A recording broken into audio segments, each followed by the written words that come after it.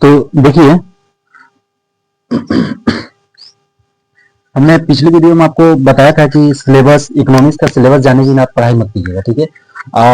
चाहे इकोनॉमिक्स हो, चाहे कोई और भी सब्जेक्ट हो, चाहे वो पॉलिटी हो, चाहे आप पॉलिटी हो, या हिस्ट्री हो, या जियोग्राफी हो, या फिर कोई भी आपका टॉपिक हो, चाहे सब्जेक्ट हो, ठीक है, आपका कोई भी सब्जेक्ट हो, विदाउट सिलेबस जाने आप पढ़ाई मत कीजिएगा। सिलेबस जाने का अर्थ ये नहीं होता है कि सिर्फ जान गए कि एंशियंट हिस्ट्री अगर बात करते हैं तो एंशियंट में जानेंगे, एंशियंट जानेंगे, फिर मेडिवल जानेंगे, मॉडर्न जानेंगे, नहीं। इसके अंदर में क्या क्या कौन कौन सा टॉपिक है वो जानना अत्यंत आवश्यक है, ठीक है। विदाउट जाने आप पढ़ाई मत कीजिएगा, व्यर्थ है, ठीक है। तो हमने पिछले वीडियो में आपको इकोनॉमिक्स के सिलेबस के बारे में बता दिया था, इसको मिटा देते हैं और उसका अगला पार्ट होगा। तो अगला पार्ट के बारे में हम लोग पढ़ना है, जिसका था आपका क्या था दूसरा नंबर में, आर्थिक क्षेत्र। क्या था? आर्थिक, अर्थात अर्थव्यवस्था का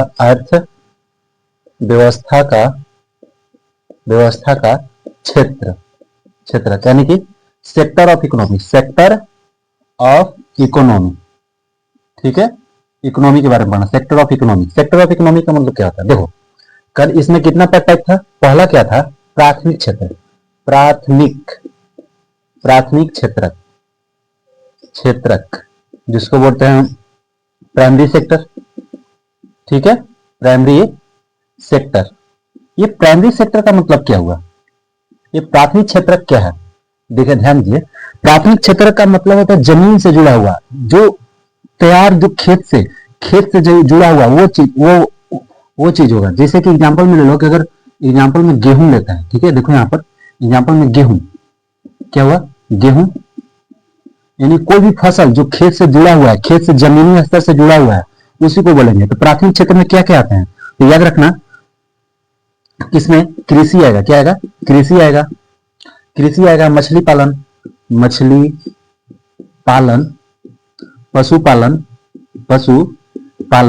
ये सब क्या है? जमीनी स्तर से जुड़ा हुआ है, ठीक है, जमीनी स्तर से जुड़ा है, ठीक है। इसमें यह भी कह सकता है कि इसमें और क्या क्या आता है? तो कृषि हो गया, मछली पालन हो गया, पशुपालन हो गया, और क्या आएगा? इसमें ध्यान दीजिएगा कि इसमें खनन आता है। क्या आता है? खनन, ठीक है, खनन आएगा, वानिकी आएगा, और क्या आएगा? वानिकी, ईटीसी, बहुत सारा इत्यादि और भी आता है। देखो, कहने का अर्थ ये हुआ कि प्राथमिक क्षेत्र में जमीन से जुड़ा हुआ कह सकते हैं। एग्जाम्पल में गेहूं जो होता है वो क्षेत्र जहां खेत से उत्पादन किया, हम लोग गेहूं को उत्पादन किया, वहां पर बोरी बनाए। एग्जाम्पल में यहाँ पर देखते रहना कि हम लोग क्या किया प्राइमरी सेक्टर में, कि हम गेहूं को बोए, हम लोग गेहूं बोया यहाँ पर, और यहाँ पर गेहूं को बोरी बनाएंगे, ठीक है। गेहूं को फसल से खेत से काट उठ कर उसको कहाँ रख दिए? बोरी में भर दिए, ठीक है। गेहूं को कहाँ रख दिए? बोरी में भर दिए। ये सब क्या है? तो ये सब आपका गेहूं है, ठीक है, ये गेहूं है। ये वाला जो क्षेत्र हुआ ना, ये आपका गेहूं, यानी कि प्राथमिक क्षेत्र में आएगा। कौन सा? प्राइमरी सेक्टर में आएगा। गेहूं अभी है, गेहूं को काटकर बोरी में भर दिए हैं, अभी फैक्ट्री में नहीं ले गए हैं, ठीक है, ध्यान दीजिएगा। गेहूं को काटकर अभी बोरी में भरकर खेत में, घर में रखे हुए हैं, फैक्ट्री में भी नहीं दिए हैं। फैक्ट्री में देंगे तो वो हो जाएगा आपका द्वितीय क्षेत्र, ठीक है। तो अभी कहां पर है? अभी खेत से काटकर अभी घर में रखे हुए, तो इसमें आ जाएगा आपका प्राथमिक क्षेत्र का आता है, ठीक है। इसमें इतना चीज आता है, और भी चीज आता है, आप ध्यान देते रहिएगा, ठीक है। चलिए, दूसरा एक चीज देखेंगे कि दूसरा क्या आता है। तो दूसरा आता है द्वितीय क्षेत्र। क्या बोलते हैं? द्वितीय क्षेत्रक क्या बोलते हैं? Secondary sector. क्या कहते हैं? सेकेंडरी सेक्टर में क्या क्या आता है? ध्यान दीजिएगा कि सेकेंडरी सेक्टर में आएगा निर्माण। क्या आएगा? विनिर्माण,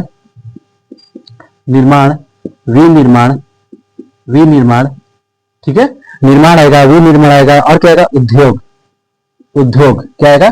उद्योग आएगा। क्या देखे यहाँ पर? निर्माण देखे, विनिर्माण देखे, उद्योग देखे, और क्या देखेंगे? तो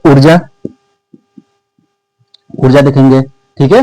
तो ईटीसी और भी चीज आता है, ठीक है। तो ध्यान दो, कहने का मतलब है कि द्वितीय क्षेत्र में क्या आएगा? जो ये गेहूं हुआ ना, बोरी में भर के रखें, तो इस गेहूं को अगला प्रोसेस क्या होगा? ये गेहूं कहाँ जाएगा? तो फैक्ट्री में जाएगा। तो यहाँ पर हम फैक्ट्री बना देते हैं, ठीक है, बड़ा फैक्ट्री हो जाएगा। ये फैक्ट्री हो गया, तो ये फैक्ट्री, बड़ा फैक्ट्री, इसको लिख देते हैं फैक्ट्री, ठीक है। फैक्ट्री में गया, और वहां पर जाकर ये बोरी का, गेहूं का जो बोरी है, फैक्ट्री में गया, और जाने के बाद फिर इसको तैयार किया गया किसमें, तो बिस्कुट में। कह सकते हैं कि यहाँ पर एक बिस्किट बना देते हैं पार्ले जी का, पार्ले जी का एक बिस्किट है, ठीक है, ये बिस्किट है, लिख देते हैं बिस्किट। ये बिस्किट जब यह गेहूं की बोरी जब फैक्ट्री में आया, तो फैक्ट्री में हम उसको बिस्किट बना दिए। अब ये बिस्किट जो तैयार हो गया, तो इसको बोलेंगे द्वितीय क्षेत्रक। द्वितीय क्षेत्रक, ये द्वितीय क्षेत्रक में आ गया। अब बिस्कुट को मार्केट में नहीं ले गया, मार्केट में ले जाना बाकी है, ठीक है, तो ये आपका द्वितीय क्षेत्रक में आ गया। तो ये द्वितीय क्षेत्रक जो है, एक सिंपल सा तरीका से समझो कि जैसे कि प्राथमिक क्षेत्रक को हम क्या कह सकते हैं, कच्चा माल। क्या कहते हैं, कच्चा माल, ठीक है, कच्चा माल, ठीक है, कच्चा माल कह सकते हैं, ठीक है, कोई दिक्कत नहीं। और दूसरे यही कच्चा माल को अगर तैयार कर देते हैं एक बिस्किट के पैकेट के रूप में, कच्चा माल को तैयार करना, ठीक है, कच्चा माल को तैयार करें, तैयार कर दिए। अब ये कच्चा माल तैयार हो गया, तो ये द्वितीय क्षेत्रक में आ गया। अब आते हैं तीसरा कौन सा सेक्टर होता है, तीसरा होता है तृतीय क्षेत्रक। तृतीय, ठीक है,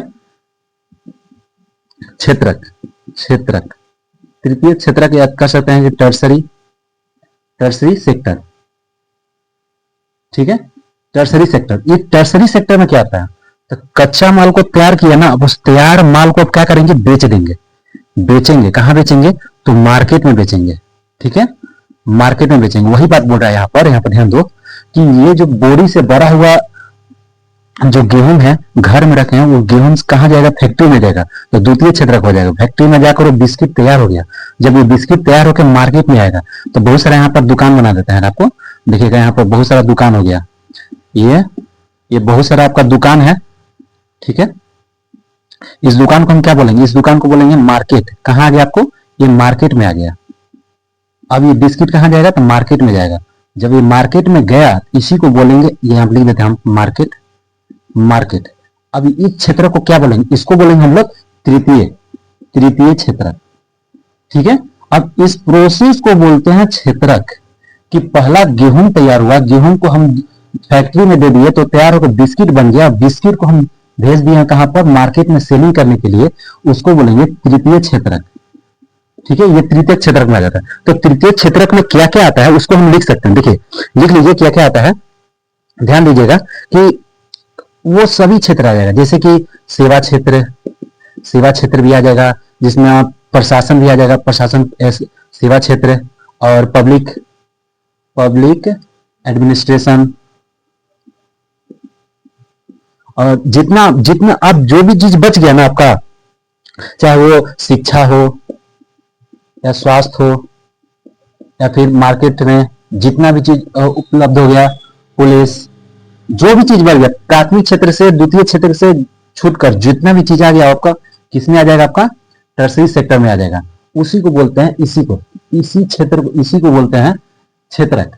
ये तीन क्षेत्रक को तीन भाग में बांटा गया है, प्राथमिक क्षेत्रक, द्वितीय क्षेत्रक और तृतीय क्षेत्रक, ठीक है। अब यहाँ पर कच्चा माल क्या होगा, तैयार होकर क्या होगा, बेचा जाएगा, ठीक है। तो उम्मीद करता हूँ आपको क्षेत्रक समझ में आ गया। चलिए, तो क्षेत्रक के बाद हम लोग आगे पढ़ते हैं। यहाँ तक मिटा दें, चलिए मिटा देते हैं। देखिए एक सेकंड देखिएगा, इसको हम मिटा देते हैं। लिख लिया ना, ठीक है, चलिए मिटा देते हैं इसको हम। अब आगे पढ़ते हैं। अगला क्या टॉपिक था, देख लेते हैं आगे क्या पढ़ना है हमको। तो आप ध्यान से देखिए कहने का मतलब यही है कि आप विदाउट सिलेबस के, विदाउट टॉपिक जाने हुए पढ़ने पर भी कोई मजा नहीं आता है कि हम कैसे पढ़ ले इसको, ठीक है। आप अच्छे से अगर जाने हुए रहेंगे कि हमें क्या पढ़ना है, कितना पढ़ना है, तो आप अच्छे से तैयारी कर सकते हैं। ये थोड़े है कि नहीं सबको सिलेबस पता नहीं रहता है। यूपीएससी वाले को देखें, सबको कैसे उतना बड़ा सिलेबस याद रहता है, क्यों। और बहुत सारा यूपीएससी सेक्टर में सबको उतना सारा सब्जेक्ट याद करना, उतना का एग्जाम रिटेन लिखना, मेंस लिखना, सबकी बस की बात नहीं है। वो लोग क्या करते हैं, वो लोग सिलेबस पर पकड़ रखते हैं। सिलेबस अगर पकड़ रखिएगा तो आपका हर एग्जाम निकाल सकता है, ठीक है। अब फिलहाल का एग्जाम देख सकते हैं कि चाहे वो कर सकते हैं कि कोई भी एग्जाम हो, बिहार का एग्जाम हुआ, बिहार में एसआई का एग्जाम हुआ, सबका नस ढीला हो गया। सब कोई सोच रहा था कि वन लीनियर क्वेश्चन पूछेगा, और पूछ दिया आपका बीपीएससी लेवल का। अब ये फिलहाल एईडी का एग्जाम हुआ, सब सोच रहा था कि फिर से वन लीनियर क्वेश्चन पूछेगा, अब पूछ दिया यूपीएससी लेवल का। तो कहने का सिर्फ मतलब यही है कि आप वन लिनियर पढ़ना छोड़ो, कब तक अब बच्चे नहीं रह गए आप, ठीक है। अब आप पूरा सिलेबस पढ़ो। टॉपिक अगर पूछ रहा है 1857 की क्रांति अगर पूछ रहा है तो 1857 की क्रांति को पूरा रट गए, पूरी तरह से समझ जाओगे क्या पूछ सकता है, कहाँ से क्वेश्चन पूछ सकता है, ये चीज मेन इंपॉर्टेंट हो जाता है। तो चलिए ये तो अब बात की बात है। अब नेक्स्ट पढ़ते हैं आगे क्या है। आगे हम लोग पढ़ते हैं राष्ट्रीय आय। क्या पढ़ेंगे हम लोग? राष्ट्रीय आय।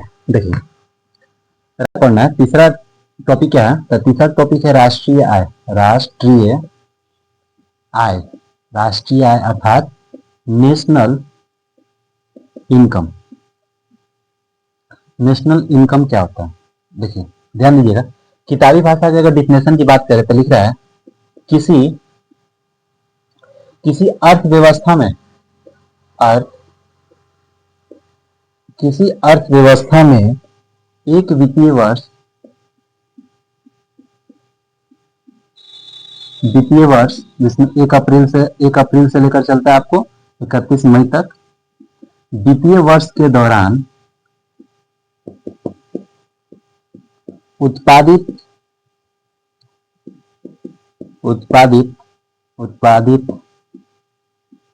अंतिम वस्तु और सेवाओं का मूल्य, अंतिम वस्तु एवं ध्यान दीजिए यहाँ पर सेवाओं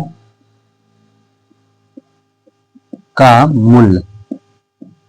ये तो डिफिनेशन है। क्या डिफिनेशन से समझे? नहीं समझे। देखिए क्या बोल रहा है कि एक वित्तीय वर्ष मतलब 1 साल के अंदर के दौरान उत्पादित अंतिम वस्तु और सेवाओं का जो मूल्य होगा ना, वही नेशनल इनकम होगा। देखिए कहने का मतलब है कि ये हमारा भारत हो गया जो कि एक आर्थिक क्षेत्र या कह सकते हैं आर्थिक सीमा क्षेत्र के अंदर आता है, ठीक है।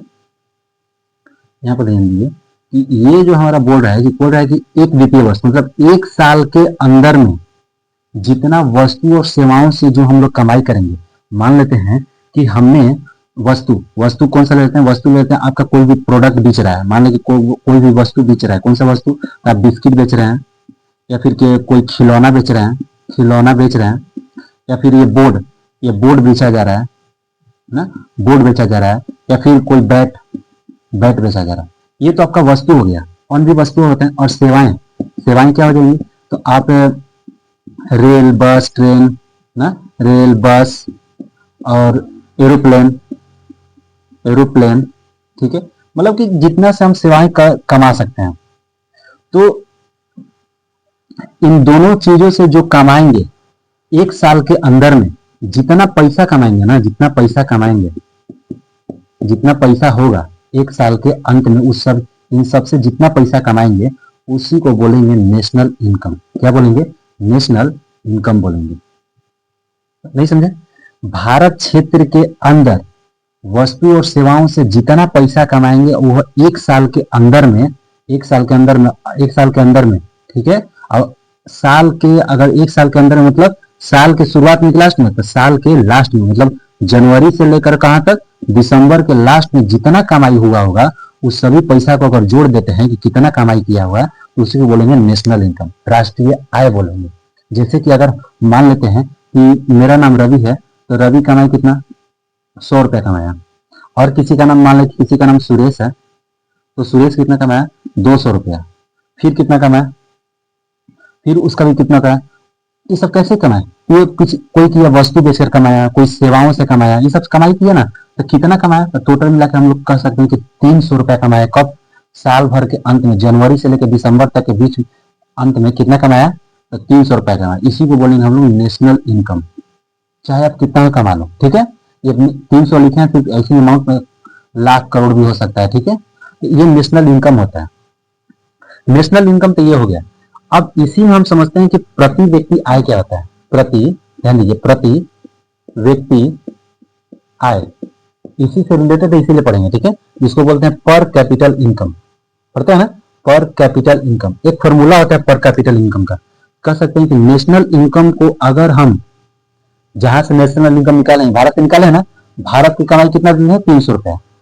अगर उसी से अगर जनसंख्या से भाग देते हैं, कितने लोग थे? तो 2 लोग, ठीक है ना। जनसंख्या संख्या से भाग दे देंगे तो मालूम चल जाएगा क्या कि उसमें से एक व्यक्ति का कितना नेशनल इनकम पर कैपिटल इनकम कितना हो गया। ठीक है, तो इसका एक प्रति व्यक्ति आय का एक डिफिनेशन होता है। डिफिनेशन देखिए, ये तो फॉर्मूला हो गया। प्रति व्यक्ति आय का ये क्या होता है, फॉर्मूला। डिफिनेशन क्या होता है, देखिए यहाँ पे देखिए कि किसी राज्य क्षेत्र, क्या चीज, किसी राज्य या क्षेत्र के औसत वार्षिक, ध्यान दीजिए औसत, यहां पर औसत लिखना, वार्षिक, ठीक, आय को पर कैपिटल इनकम कहते हैं। समझे, एवरेज वैल्यू, एवरेज यहां पर देखिए एवरेज लिखा है, ठीक है, वार्षिक में अंत लास्ट में, मतलब कि साल भर के आय को क्या बोलेंगे, प्रति व्यक्ति आय बोलेंगे। देखिए जैसे देखिए ध्यान दीजिएगा कि एग्जांपल में अगर समझा दें यहाँ पर, देखिए यहाँ पर कि अगर यहाँ पर ध्यान दो कि अगर 6 व्यक्ति हैं, मान लो कि एक परिवार में 6 लोग, मेरे मेरे मेरे परिवार में 6 लोग रहते हैं, ठीक है, 5 व्यक्ति कमा रहा है, 5 व्यक्ति कमा रहा है, 5 व्यक्ति कमा रहा है, मतलब कितना कितना कमा रहा है, मतलब कि हर व्यक्ति 100 रुपया कमा रहा है, हर व्यक्ति कितना कमा रहा है, 100 रुपया कमा रहा है। तो टोटल साल भर में एक व्यक्ति कितना कर रहा है, 100 रुपया। तो 5 व्यक्ति हैं तो साल भर में कितना कमा लेगा लोग, बोलिए, तो 500 रुपया, मतलब कि अब पांचों लोग मिलकर साल के अंत में, मतलब एक साल में ये लोग 500 रुपया कमा रहे हैं, ठीक है। लेकिन है कितना, ये 6 लोग हैं। तो 6 लोग हैं, तो जब हम प्रति व्यक्ति आय निकालेंगे तो पूरे से ना भाग करेंगे, तो क्या करेंगे कि 500 को 6 से भाग दे देंगे। 6 क्या है, तो जनसंख्या है। जब इसको भाग देते हैं तो हमें क्या मालूम चल जाएगा कि इन सब का वैल्यू कितना आएगा, मतलब कि एक व्यक्ति का कितना कमाई है, कितना होगा। तो देखिए कितना हो जाएगा, 8 छक 48, यानी कि 8 छक 48, 48 हो गया, फिर बचेगा 2, तो हो जाएगा 20, 6 18, फिर 18 पॉइंट, फिर 3। मतलब ये कह सकते हैं कि एक व्यक्ति का ये कितना, ये जो अमाउंट आया ना, ये अमाउंट आया का प्रति व्यक्ति आय आया।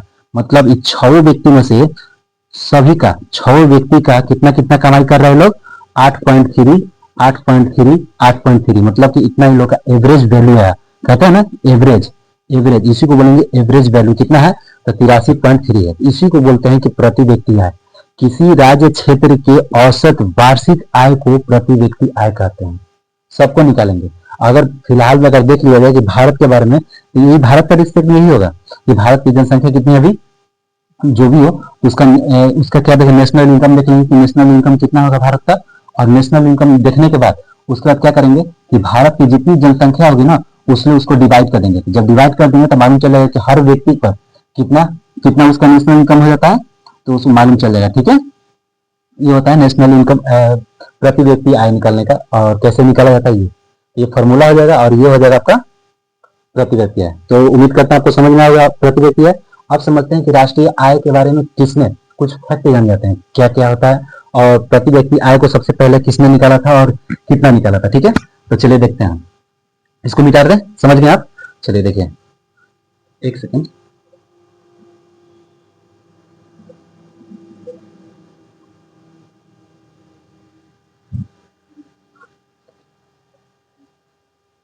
चलिए तो अब फैक्ट देखते हैं। फैक्ट क्या है कि पहली बार, ध्यान दीजिएगा, पहली बार इसी में फैक्ट कि पहली बार राष्ट्रीय आय की गणना किसने की थी। पहली बार राष्ट्रीय आय की गणना 1867 से 1868 में हुआ था। और ये किसने किया था, दादा भाई नारोजी ने। किसने किया था, दादा भाई नारोजी ने किया था। और राष्ट्रीय आय निकालने के बाद इन्होंने क्या निकाला, प्रति व्यक्ति आय भी निकाल दी। राष्ट्रीय आय जब निकालेंगे तब प्रति व्यक्ति आय निकाल सकते हैं ना। इसने प्रति व्यक्ति आय कितना निकाला था, 1860 यहाँ तक 67 के दौरान कितना निकाला था, 20 रुपए। कितना निकाला था, 20 रुपए प्रति व्यक्ति आय निकाला था। तो आपका ये पहला फैक्ट हुआ कि पहली बार राष्ट्रीय आय की गणना दादा भाई नौरोजी ने 1867 से 68 में किया था, जो कि प्रति व्यक्ति आय 20 रुपए निकाला था। ठीक है, अब लिखते हैं कि दूसरा फैक्ट क्या होता है। दूसरा फैक्ट क्या है, दूसरा फैक्ट ये है कि राष्ट्रीय आय 1931 में वैज्ञानिक वैज्ञानिक पद्धति, ठीक है, 1931 में वैज्ञानिक पद्धति से राष्ट्रीय आय का गणना, राष्ट्रीय, यहां पर देखिए राष्ट्रीय आय का गणना किसने किया? तो किसने किया था?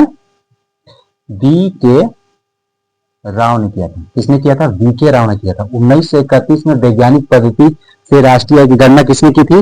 वी के राव ने किया था। तीसरा फैक्ट देखिए, तीसरा फैक्ट क्या है कि 1949 में, कितना? 1949 में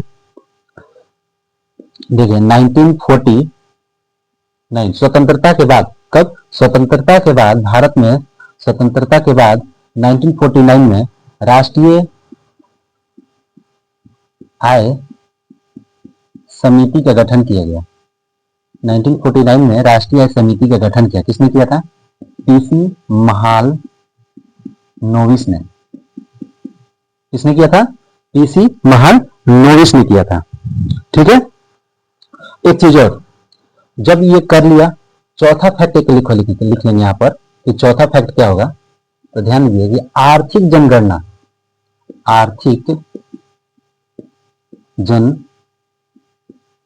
जनगणना, आर्थिक जनगणना सबसे पहले 26 जनवरी 1977 को हुआ। सबसे पहले कब हुआ? 1977 को हुआ। ठीक, लेकिन आर्थिक जनगणना कब, कितनी बार हुआ है? तो 7 बार हुआ है। कितनी बार हुआ है? 7 बार हुआ है। कब कब हुआ है? तो ध्यान दीजिए यहां पर 1977, 1980, 1990, यहां देखिए 90, और 2005, 2013 और 2019। कितना हुआ? 1 2 3 4 5 6, और एक और था जिसमें कितना था आपका? 1991, 98 कहाँ गया? यहाँ पर देखिए 1998 आपका हो गया। और ये जो लास्ट में 7 हो गया ना, 1 2 3 4 5 6 7, ठीक। ये जो 2019 का जो लेटेस्ट है, इसका कब हुआ था? तो लिख लीजिएगा 26 जून 2019 को हुआ था लेटेस्ट में। ठीक है, ये आर्थिक जनगणना हुआ था। शुरुआत इसमें हुआ था 26 जनवरी 1977 को, और इतने 7 भागों में हुआ था। चलिए, अब ये समझ लेते हैं कि हम लोग आर्थिक जनगणना तो समझ गए। ठीक है, अब नेक्स्ट पार्ट में हम लोग क्या पढ़ेंगे? चौथा, आपका ये तीसरा टॉपिक कंप्लीट हो गया। अब चौथा टॉपिक पढ़ेंगे। ठीक है, उसमें क्या, इसी में और भी बच गया है ना? हाँ, राष्ट्रीय आय में और बच गया है। क्या क्या बच गया है? तो चौथा टॉपिक अभी नहीं होगा, उसमें क्या होगा नेक्स्ट वीडियो में होगा कि जीडीपी, जीएनपी, एनएनपी, एनडीपी और फैक्टर कॉस्ट और मार्केट कॉस्ट के बारे में पढ़ेंगे। तो नेक्स्ट वीडियो में इतना पढ़ेंगे और इतना आपका पूरा कंप्लीट होगा। इससे बाहर आपका क्वेश्चन कोई नहीं पूछेगा। ठीक है, थैंक यू।